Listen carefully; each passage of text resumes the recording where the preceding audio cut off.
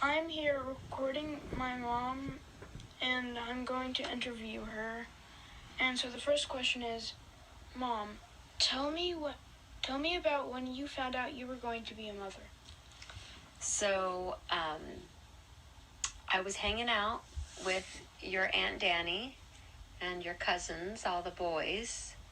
And let's see, it was only, at the time, it was only Dylan and Nicholas were the only boys at the time. And I was at her house, and I had realized that I hadn't had my period, and I was late. And I thought, oh my gosh, what if I'm pregnant? And so her and I drove to the pharmacy, and I got a pregnancy test, and I took the test and found out that I was pregnant.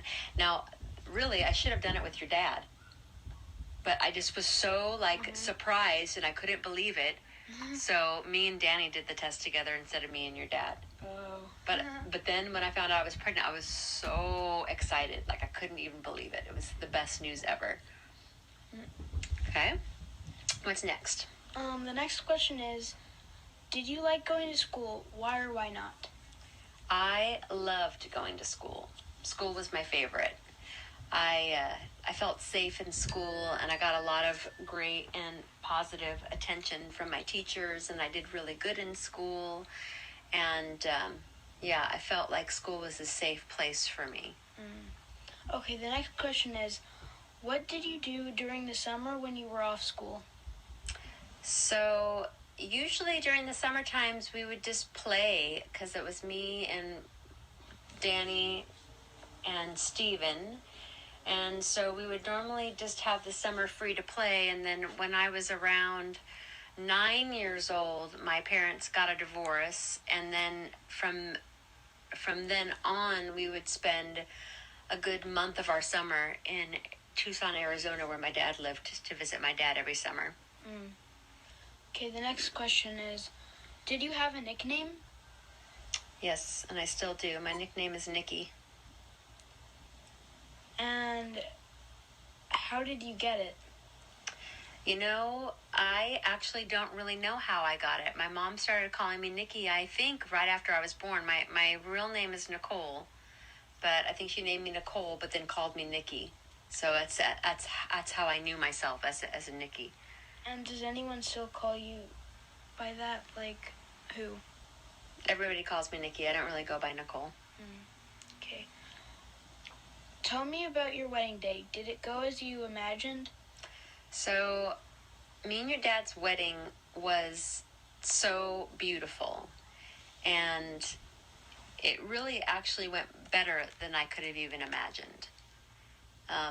I can't really exactly explain it, but there was some sort of feeling of just absolute grace on that day, and I was just overcome with such a deep peace. And it was so full of love, and I cherished that day. Okay, this wasn't one of the questions, but how did you feel about having Dad's mom there as the minister? I felt super honored that she was the one who got to marry us. And she did a fantastic job. Yeah, everything went so beautiful. We had friends there who were musicians who played together for our wedding. And ever since then, they started doing music together. So that was like a start for them as well. And then my uncle and his band came and did the reception music. And my good friend Marie came down from Oregon, and she catered the wedding for us. And we had a friend do the flowers, and it just was so much involvement from our friends and family to make it go so beautifully. Okay, the next question. What memory of this time do you think will stay with you? Of this time right now in COVID? Yeah. Well, I think there's going to be a few different memories. I know one is it just kind of feels like so much work. And I feel kind of tired a lot because there's like a low-grade stress going on inside. So I think that I'll always remember this as a stressful time. But on a more positive note, I think what I'll always remember is that this shows how the whole entire world is connected.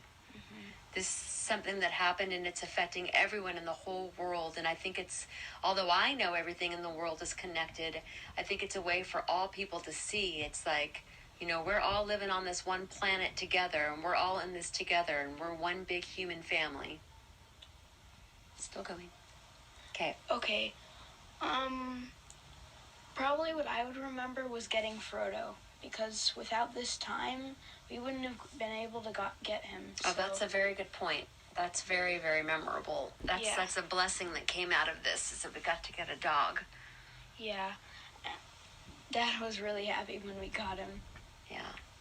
Okay, so the next question is, what was it like to vote for the first time?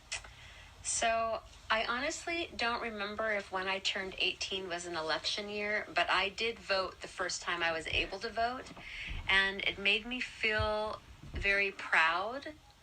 I feel like voting is a privilege and an honor and a duty for every citizen to participate in, and so it made me feel like a grown-up, and, you know, women worked really, really hard to be able to have the right to vote. And so I just felt like I was honoring the women who came before me to make sure I could have that right to vote. Mm-hmm. And so it just felt as very important as a citizen to contribute in that way. Yeah. Okay, so the next question, it says, has there ever been a time in your life when you wanted to vote but were not able to? What was that like? I don't remember a time that I wanted to vote but wasn't able to. As soon as I've been able to vote, I've voted every election. Mm-hmm. Okay, so the next question is, what advice would you give to a first-time voter?